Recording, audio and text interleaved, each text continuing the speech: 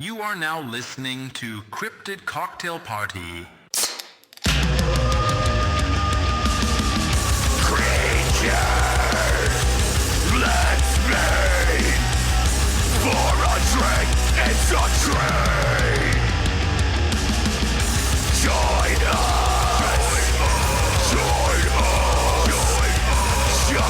us in the fight. Cryptid Cocktail Party. Cryptid Cocktail Party. Welcome back, everyone, to another episode of Cryptid Cocktail Party, a show where we have a few drinks, share a few laughs, take a dive into the unknown. I'm your host, Dave, joined as always by my wonderful co-host, Sarge. How's it going, Sarge? I'm doing fucking fantastic, everyone. I talked about professional wrestling for the last 2 hours. Hell yeah, dude. Yeah, local neighborhood block party. Ooh. Though I am separated from my spouse, we decided to co-parent the party, I guess. So the I whole party to grill. Everyone. Yeah, good times. Good times. I cooked.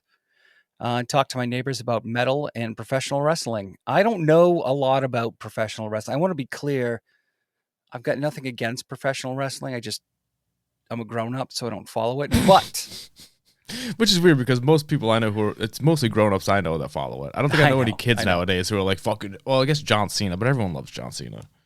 the thing is, for me, like, I appreciate what it is. Mhm. I know it's hard fucking work. I know, although it's like staged and all that shit, like, it still does horrible things to your body, which explains why so many professional wrestlers pass away long before their time.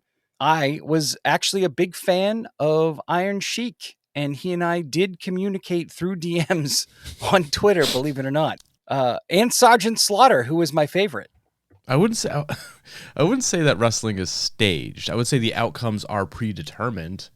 Yeah, that's a better way to say it. You're right. Yeah. Because these dudes still get hurt, they still get fucked up, and things do change like in the middle of a match. So it's not fair to say it's staged. But anyway, long story short, we talked a lot about like the Montreal Screwjob and how much all of us hated Hulk Hogan, and that was about it. And then I came down to record this lovely episode. Hell yeah, dude. Dave, how are you? I'm good. We spent most of this weekend. We're going to Japan, so we spent most of this weekend just trying to get our affairs in order. I'm so goddamn jealous. I like that you're treating a trip to Japan as if you're probably going to die. Well, I mean, I need to get my affairs in order. there's been a lot of plane news this year. So Are you going to Japan to fight the Yakuza? I'm just trying to figure out what Why your I'm concerns might be. I didn't mean like affairs in order. Like we're not writing up our will. I just meant like I had to get like fucking toiletries and shit like that. Oh yeah. No, I honestly kind of the same thing when you think about it. Yeah. No, but I'm good. It's been I got nothing going on this week. So I mean, that is exciting though. Packing for a trip is fun. Yeah, I mean, I still got like 3 weeks, but better get it out of the way now.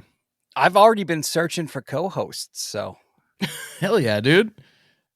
I expect nothing but great things. well, yeah, I gotta do it big. If you're gonna be gone for 2 weeks, I gotta come up with like a two-parter. I'm excited to see what you come up with. It's probably gonna disappoint you, but I'm gonna try, and that's the important thing. And that's, you know what? That's all anyone can ever ask of you. Exactly. It's just that you try, man. I'm gonna ask for so much help. That's all There's you gonna need. be so many people in my life. They're gonna be like, "Oh fuck, Dave's going away." just bring on talkers. That's what I do. People who can Yeah. talk. You That's just my- say your words and then they'll just keep it going for you. It seems to work explains why out I'm just here. fine. Yeah. All right. So today, Sarge, I have an episode for you. And I'm not even going to do what I normally do, which is like say a bunch of words and then reveal what we're going to be talking about, because this is going to be a little bit of a longer episode. So I'm just going to tell you what we're talking about. Okay. Today, we are talking about something that you probably know a decent amount. This seems like it'd be right up your alley. Today, we're going to be talking about the Georgia Guidestones. Yes. Woo! Fuck yeah. Hard as a rock. Let's go. So you're familiar then, I take it. I'm very familiar with the Georgia Guidestones. Okay. So what do you know about them? Okay, tell me. Okay. Yeah, no, that's good that you asked that question while I was shouting to interrupt you. I am not 100% familiar with their purpose. I got much more familiar with the fact that people from QAnon didn't like them, and that made me endlessly happy. Yeah, and the QAnon pops up once or twice in the story. Not like anything crazy, but I do mention them because, as you said, that's because a QAnon person. You know what? Actually, I'm going to hold off just in case you cover this in the end. I don't cover much in QAnon, just that they didn't care for whatever was happening here. And then blew them up. I do cover that. Well, I mean, that's the. Please cut that part out. No, I'm going to keep that in. Well, I mean, that happened in 2022. Everyone should know by now, if you even are remotely familiar with this, you know what happened in the end, right? Yeah. Yeah. All right. So let's dive in. So the story of the Guidestones begins in June of 1979 when a man using the obviously fake name of R.C. Christian walked into the Elberton Granite Finishing Company with what some would call a rather batshit idea. I like that he named himself after the off-brand version of cola and the off-brand version of Judaism. So he walked into this granite company and he told the company the then company president Joe Fenley that he represented, quote, a small group of loyal Americans who wanted to commission a monument from them. Just a simple multi-part granite structure that would act as a calendar, a compass, and a message to humanity in the event of some sort of looming global catastrophe.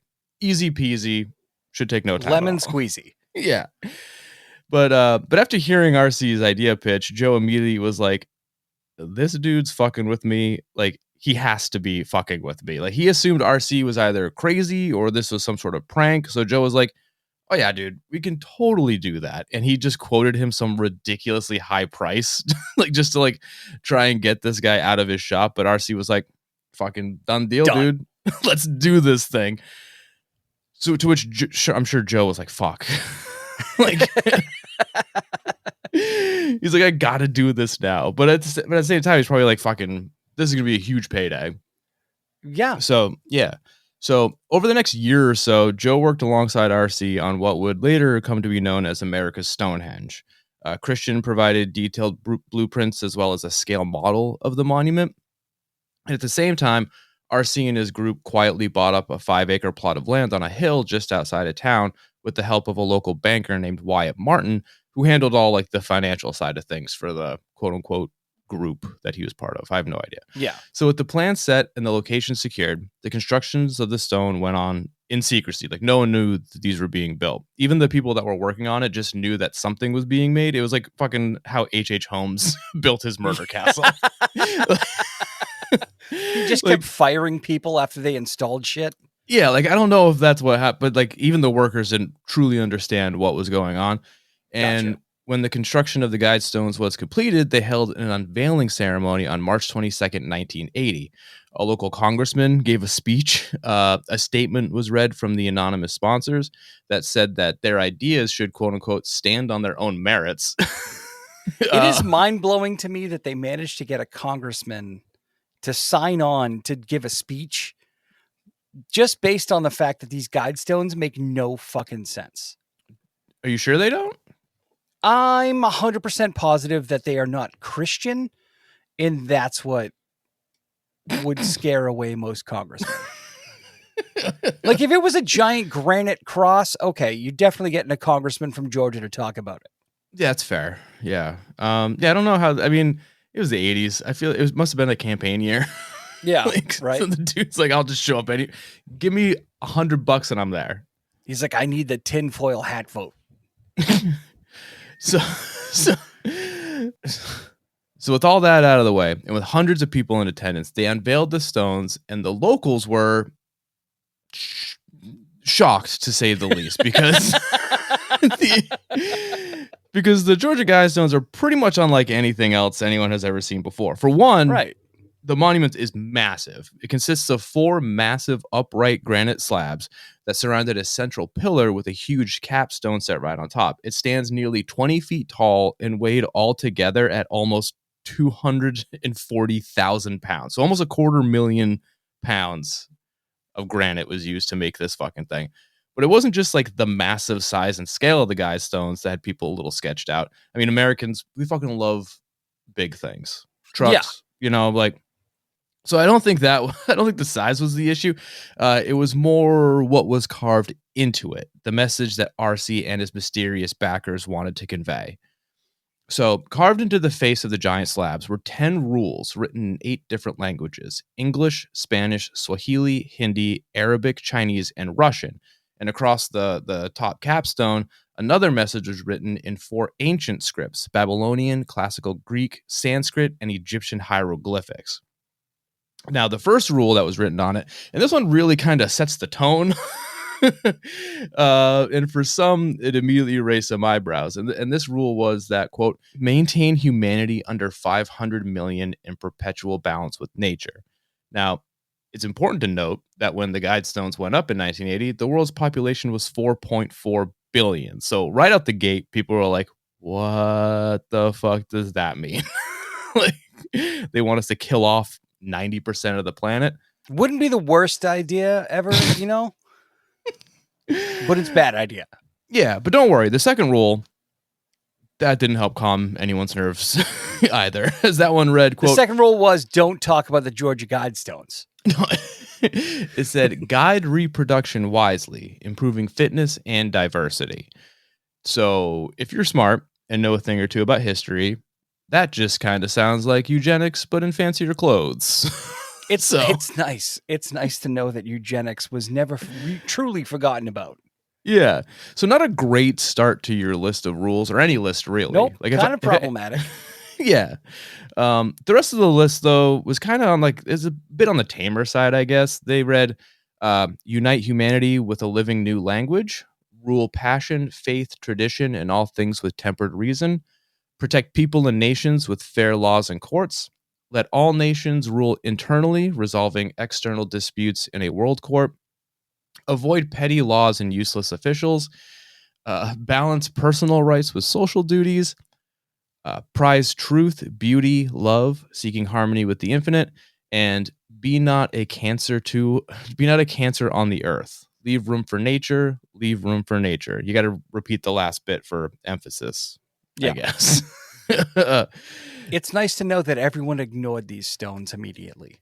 Yeah. And on the top of the monument, on the capstone, it read, let these be Guidestones to an age of reason. But even though the list started out pretty heavy-handed, some of these ideas could be interpreted as environmentalism or like just global cooperation. And some people thought that it sounded pretty utopian. I mean, besides the first two, the rest are I kind of fuck with, Yeah. But to most everyone else, they didn't see this as a message of hope. They saw this more as like a warning, or even worse, as a threat. And at the unveiling, locals started to just openly speculate as to what the fuck this all meant. People were asking out loud how you could possibly get down to 500 million people without something horrific happening. Like, were these advocating for mass murder, genocide, forced sterilization? Even a local preacher at the ceremony, he declared that the stones were, quote, for sun worshippers, cult worship, and devil worship, end quotes. Ah, gotcha. Yeah. Good thing they threw the devil and the sun together in the same group. I mean, are they not one and the same? I mean, depending on where you live, yeah, I guess. Yeah, so the monument hadn't even been up for 24 hours, and it was already causing trouble. And it only gets worse from here, because since day one, the Georgia Guidestones were like fucking catnip for conspiracy theorists. The anonymous sponsors, the cryptic messages about population control and global unity, these things were basically like built to get into people's heads. You know what I'm saying? Yeah. Yeah, of course. Yeah. So how we feeling so far about the Georgia Guidestones? I feel like if I was going to play a prank on morons, I would do the exact same thing just to watch them get all wound up. That's fair. Now, the first thing that caught people's attention, besides all the New World Order stuff. Yeah. Was the name of the man who commissioned the stones, R.C. Christian. Again, it was obviously a fake name, and conspiracy theorists rather quickly decided it had to be a nod to Christian Rosencreuz, the mythical founder of the Rosicrucians, a secret mystical society that dates all the way back to the 1600s. And this quote unquote discovery kicked off one of the earliest theories about the stones, and that is that the Guidestones weren't just some like eccentric art project, but the work of a hidden occult brotherhood trying to steer humanity into a new age, a new world order, if you will. Yeah.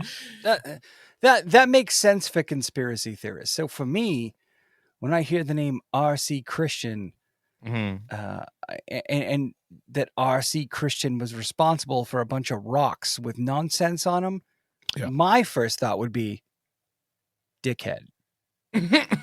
Just total dickhead. Not like conspiracy theory from the Rosicrucians. Just this guy's a dickhead. That's what we're going with. Yeah, that's how I would feel. Gotcha. Yeah, and then came the rumors about wealthy elites, because obviously, of course, yeah. For years, people were claiming that Ted Turner, the founder of CNN, the guy who married Jane Fonda, was the one who funded the Guidestones. And I mean, which, if we're being honest, totally fair. Ted Turner was very vocal about population control and environmental issues. So to make this leap wasn't like super crazy.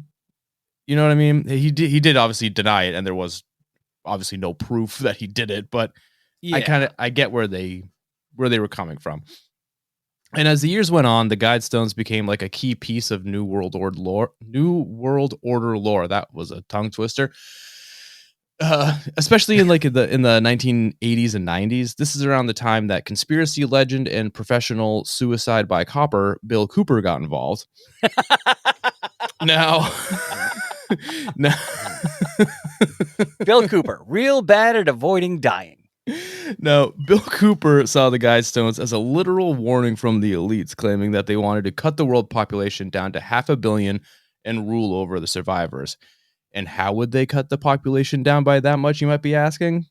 Fucking gay frogs? Who knows, dude? The housing the hows and whys change almost constantly with these conspiracy types. It's pretty much whatever the flavor of the day is how you're going to die or how the globalists are going to kill you, and then this is the plan they're going to use. It's never the how and why don't matter. It's the end goal with these guys. No, I love that their whole argument for most of the things that these secret societies do is, well, they have to tell you what they're doing. They always why? If I was gonna come up with a plan to convince our entire society across the globe, across this flat earth of ours, according to some geniuses, to kill them all, to stop making humanity a thing, I'm not going to be like, but I'm going to leave a little clue just in case. That's not how shit works, you morons. But you got to signal to the other conspiracists around the world what you're up to, so that way they know to fall in line. And then, gotcha. I don't know, dude. It doesn't really matter how or why. Yeah, because they don't have phones. The only way that they can signal the other group is to put up 20-foot stones in Georgia. Yeah. Yeah, that makes sense. That makes way more sense than just calling somebody and being like, send a telegram. Well, it's like that. What is it like? Are you writing down a criminal conspiracy?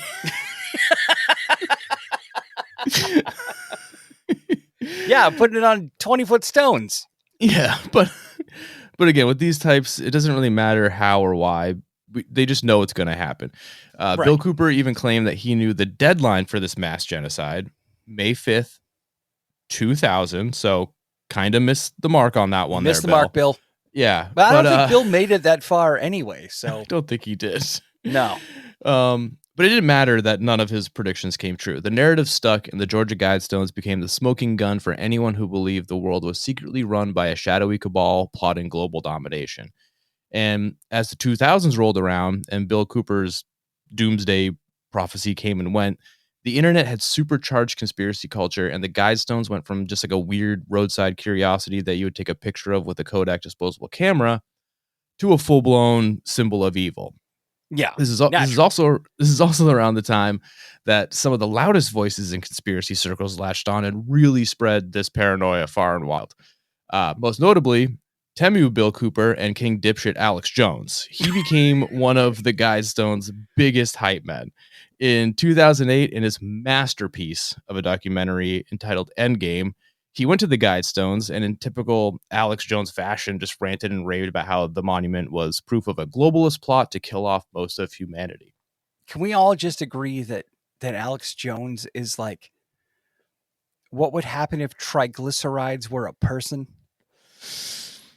Yeah. He is high cholesterol, the guy. Yeah, that's why he's so red all the time. his blood is just trying to break free from his veins at all, Exactly at all times. Now, for Alex, the first rule, the keeping the population under 500 million one, that wasn't just a metaphor. He took that to heart. And once COVID happened, he tied the pandemic to the Guidestones, claiming that the virus was part of a globalist depopulation scheme to bring in a new world order / one world government, or whatever the fuck he was ranting about at the time. Oh, Alex, I wish. That's not what happened, though. Now, after the bombing of the Stones in 2022, which we'll get to in a bit, Jones went on air and said he didn't officially support bombing historical landmarks, but then added, quote, "At an animal level, I like seeing this edifice to world government get bombed," end quote. Basically saying like, hey, don't blow it up, but also Blow nice it up. work, you guys. Yeah, you crushed it. Blow it up. Now let me eat this entire London broil by myself. But Alex wasn't the only one talking shit on the Stones. There was also Alex's good friend Mark Dice, who was another conspiracy theory shitbag who, fun fact, back in 2005 would write under the pseudonym John Connor because he's a massive fucking tool bag. Back then, he demanded that the Guidestones be, quote, smashed into 1 million pieces. And his reasoning for wanting this done was because the Stones had, quote, deep satanic origins. Oh, okay. Okay. Yeah. Dice believed, as many other conspiracy theorists did and still do, that R.C. Christian was part of a Luciferian worshipping secret society hell-bent on global domination. You know how I know he's obviously. an idiot? How? Luciferian was a word he used. They're not smart. They see Lucifer and it's like, it's the stupidest shit I've ever heard in my entire life. Yeah, look, we're not working with the top brass here. All right, no, we're not working with rocket scientists. We're working with like rocket smellers, like people who would find a rocket and then just sniff it to know where it came from. It smells like hot dogs. Must be Satan. And by 2020, the rhetoric about the Stones had gone pretty much mainstream. Georgia Congresswoman and Mickey Rourke lookalike Marjorie Taylor Greene, someone who's never met a conspiracy theory that she didn't like, spoke to Alex Jones on his show about the Guidestones and said that they were a left-wing plan for population control. And painted the fight about what the Stones meant as a literal battle between good and evil. You know what has nothing to do with population control? The bill that she voted for that reduces Medicaid for like everyone. That's fine. That's going to have no effect on the population. But these 5 rocks that we found in Georgia, real bad. They're not great. They're not good rocks.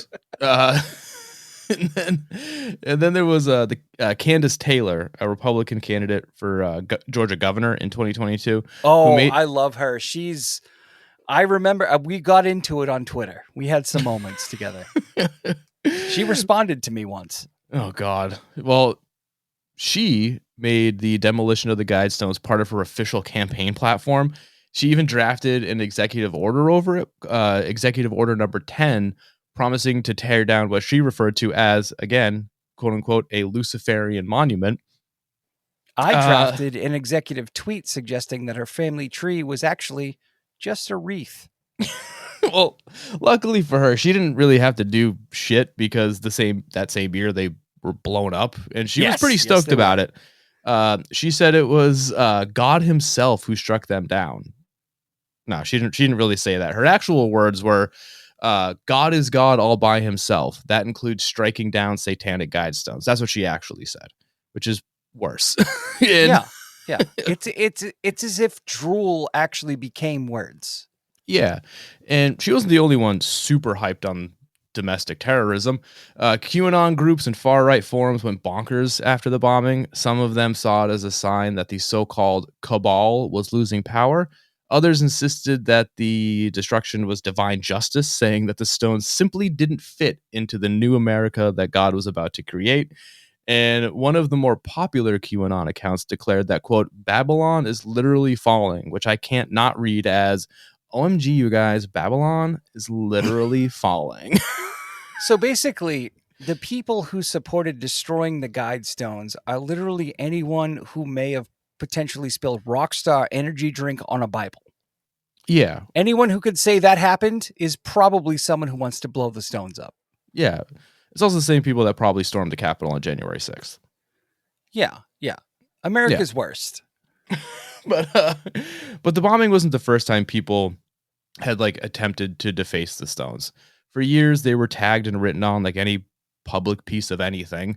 But it wasn't really until like the New World Order paranoia among some of the dumber members of our society started boiling over in the late 2000s that it started to get uglier, weirder, and dumber.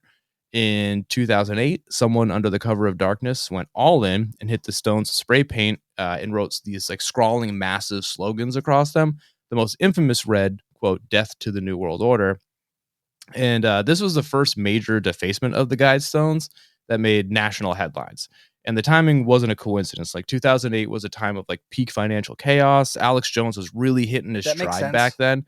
And anti-globalist paranoia among certain circles was pretty much everywhere. Ironically, the person who did it was probably somebody who like referred to themselves as a king and their girlfriend as a queen, but none of them owned any property. It could be. Or maybe they were just really big into WCW at the time. I mean, just really big Sting fans. Fuck you, Hunter Hearst Helmsley.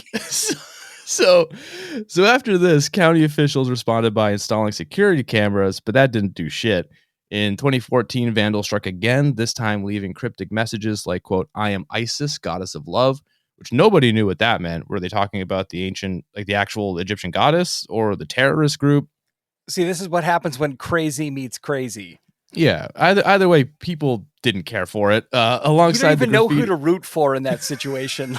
Do I root for the person who thinks that ISIS, the goddess, not the terrorist organization, or do I root for the moron who spent this much money to write shit on four large rocks?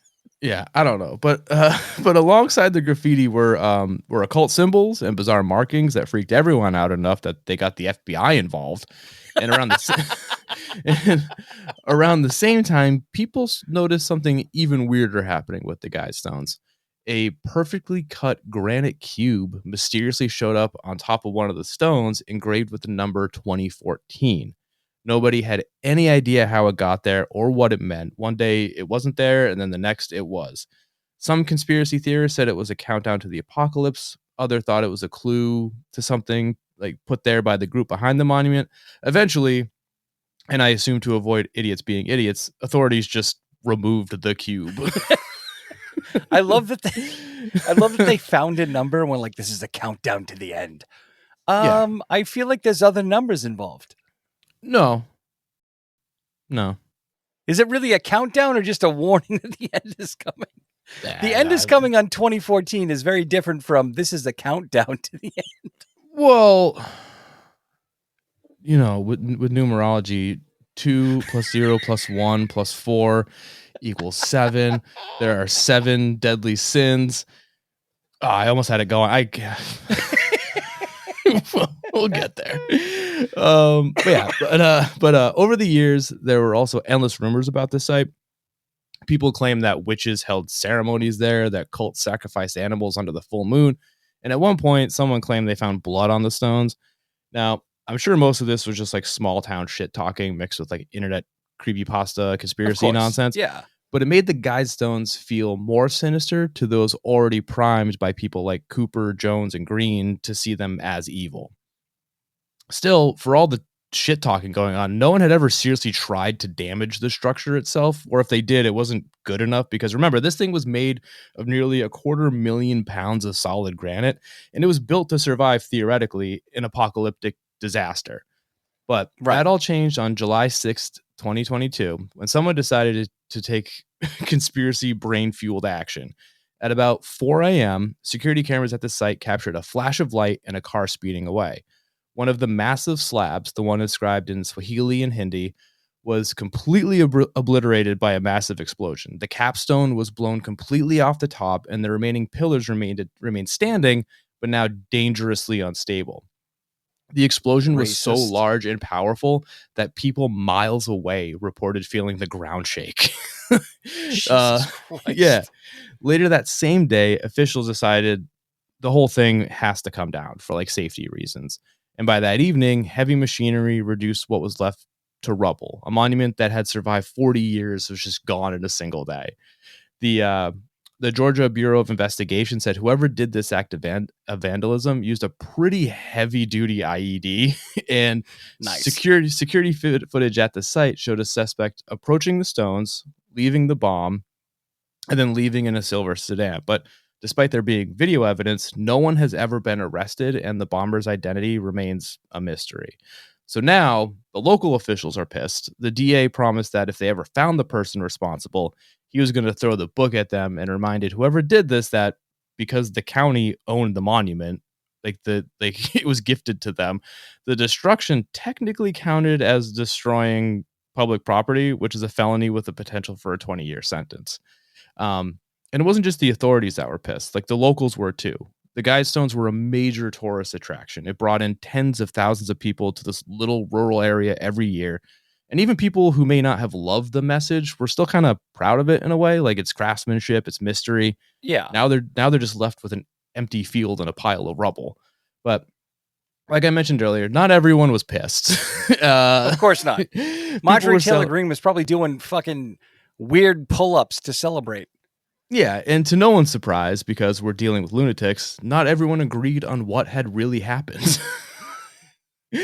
Some conspiracy theorists said it was a false... Before you continue on, Dave, I just got to say, I don't know that I'm sad that the Guidestones were destroyed, but I'm sad that the morons won't be satisfied that they were destroyed. That makes me more sad, I think. Because they're going to be like, oh, it was an inside job. The government did it to tell us that we should not have more babies. These morons. Oh, my God. But so it's like pretty much some conspiracy theorists said it was a false flag that the elitists... I hate that I'm right.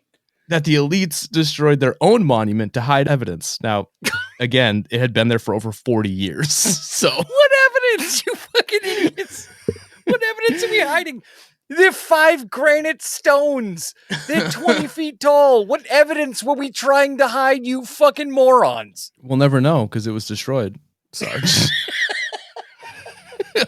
That's where the Epstein tapes went. Now we know. The files were in the stones, dude.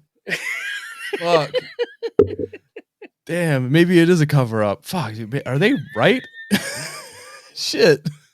You know what happened is underneath the capstone, Ghislaine Maxwell's name. Well, so they said, so there was a conspiracy. I didn't leave it in here because it was just too much, but there's theories that there was a time capsule under the stones that held something. I don't know fucking what it was, but they obviously, when they dug it up, they didn't find one because obviously. Because the Jews. Surprisingly, I tried to keep out the Jewish stuff for this one. I feel like they have a hard enough time as it is. Were they included though? Of course, dude. Of course. Come on. Okay. Just wanted to make sure. What do you mean were they? It's a fucking conspiracy theory fueled by Bill Cooper and Alex Jones, obviously. Of course. But yeah, I'm sorry. Globalists. Oh yeah, sorry.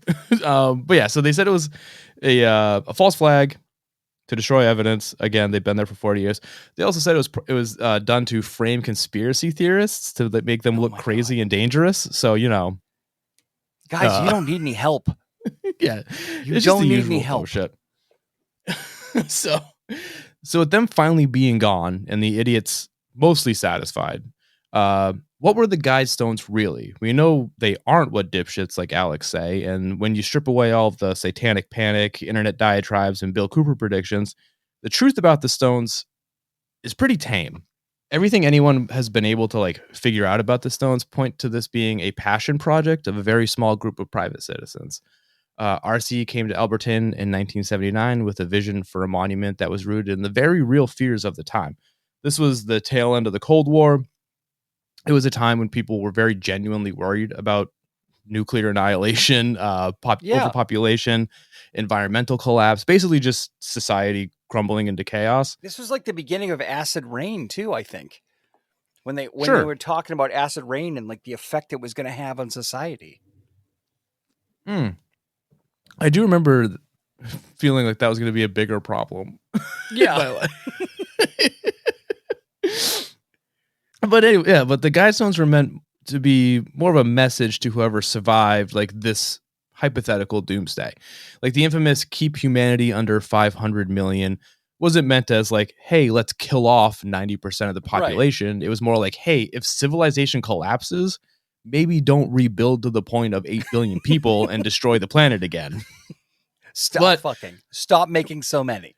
But to be fair, that is a wild thing to put on a monument with no context. So I get why people might have been a little freaked out. Yeah. As for the rest of the rules, honestly, pretty reasonable when read plainly. Protect people with fair laws, avoid useless officials, balance rights with responsibility, live in harmony with nature, and don't be a cancer on the earth. And the line about a living new language is saying, like, hey, if we start over, maybe it would help if we could talk to each other. Either that or it's just somebody who was really mad about Telemundo. Sure. Yeah, like why do I gotta press 1 for Spanish?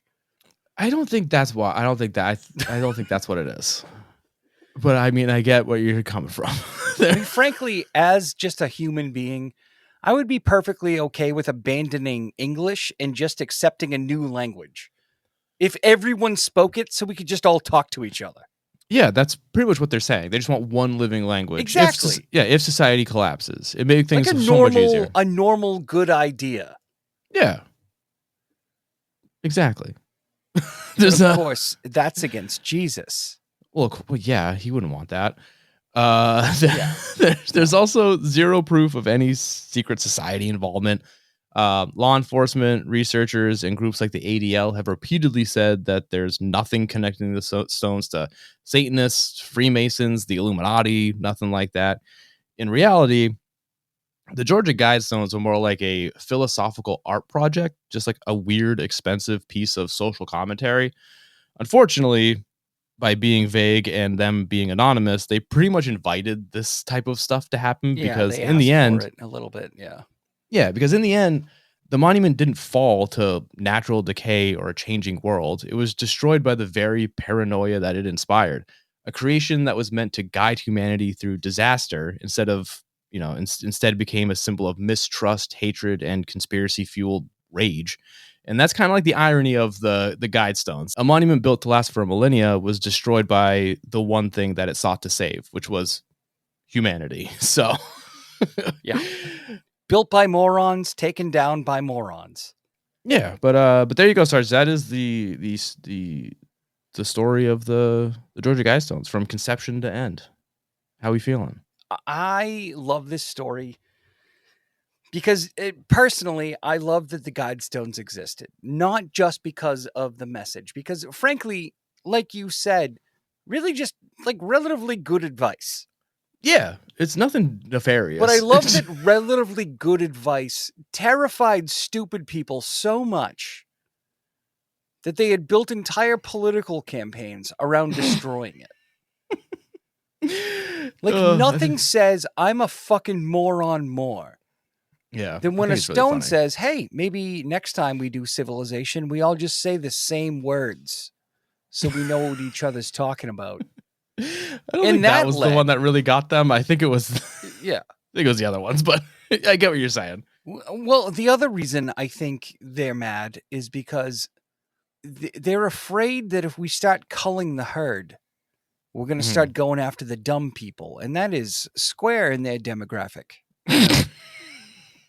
That's valid. That's fair. Yeah. When we like go around at the end of the world and we're like, okay, what can you do for society? Well, I'm a nuclear physicist. I think we could get a nuclear power plant going really soon. Okay, what do you do? Oh, I teach languages. I can teach everybody the same language so that we can all communicate much more easily.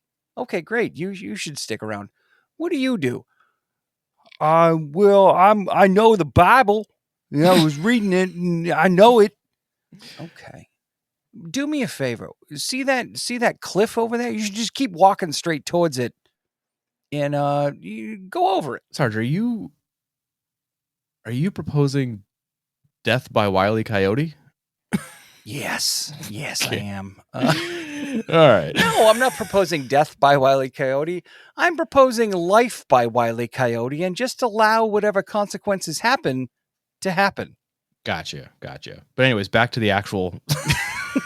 I'm going to paint roads on the sides of walls and ask dumb people to run towards those roads. Gotcha. All right. All right, but you're good. You're good with this story? You no notes? I honestly, I have no notes. It's a monument built by jackasses and I don't think it was built by confounded jackasses. morons. I fuck with RC Christian and his group of weird anonymous people. I think it's fun. Here's my problem This with the this whole is like thing. this is like the 1980s version of remember when all those mysterious monoliths just started popping up out of nowhere? That's this, and I love this. This is like 1980s Pure conspiracy moron trolling. behavior. No, I love it, dude. It's great. If it was done for trolling, then I respect it. But I have a sneaking suspicion that everyone involved in this project, all the way down, was just like deadly serious about what they were doing. Like, this is gonna save the world. I mean, honestly, they could. I mean, not save the world. Obviously, the world would have to end for these rules to come into play. Did you ever see the movie Deep Impact? Yes, love that movie. Remember at the end when the kid's just talking about how like, hey, maybe we should all live in like teepees and shit like that. And Yeah, he's basically just talking about the Georgia Guidestones. His whole thing about how humanity should live after is the Georgia Guidestones. Is it not? It pretty much. no, I completely agree. So here's my thing, and maybe I'm just not great at articulating this. I recognize that the Georgia Guidestones are a great idea. Because the way you're articulating it is that you want to throw people off a cliff. Also that. So I'll say this. The Guidestones are very cool. Unfortunately, some people ruin cool things. See, that's all you had Which to is why say. we couldn't have great rock music in the 80s because of the satanic panic and morons. That's why I proposed throwing them off a cliff. I wasn't saying that because I didn't like them. Well, I mean, I was saying that because, like, they're a problem. to be fair, we still had awesome rock music in the 80s. We They did. just had parental advisory logos on them. Which just made me buy more of it. Exactly. Exactly. They're like, hey, this is scary and bad, and you shouldn't listen to it. And I'm like, oh, okay, that's scary. I'm gonna get 10 of them. All right, bud. That's our story for today. It was fun. I enjoyed this one. I like these conspiracy ones. I really like them too. I'm actually very sad that the Guidestones were destroyed. I've always wanted to see them. Mm. I think regardless of the intent, whether it was, whatever reason the Guidestones were there, I think it was a really fascinating idea. And it like kind of inspired a lot of like imaginative thought, and people really like kind of either appreciated them or was scared of them. But regardless, that's kind of what art is, right? So I would have loved to see the Guidestones. Yeah, that would have been super And it makes rad. me want to create something that scares dumb people so much that they want to blow that up too. You know what I mean? I mean, isn't all art is meant to evoke emotion? So I mean, is getting your art blown up technically like the highest form of flattery? It really is. Right? I really think it is. Like, my goal in life is to make something that stupid people want to blow up because they're scared of it. All right. Because like at its most basic form, there was nothing terrifying about those rocks. No, not even close. Except for the words the people who read them didn't understand. I don't even think it was the words themselves. I think they just saw a bunch of different languages and their brain fucking fried. Like only one of these is in English, because they probably thought that like the 10 were in English and then there was like 16 other sets of rules that they couldn't read. Our rocks only speak in English. What are they hiding behind that squiggly line bullshit on this? All right. We're getting close to an hour. Let's wrap this up. All right.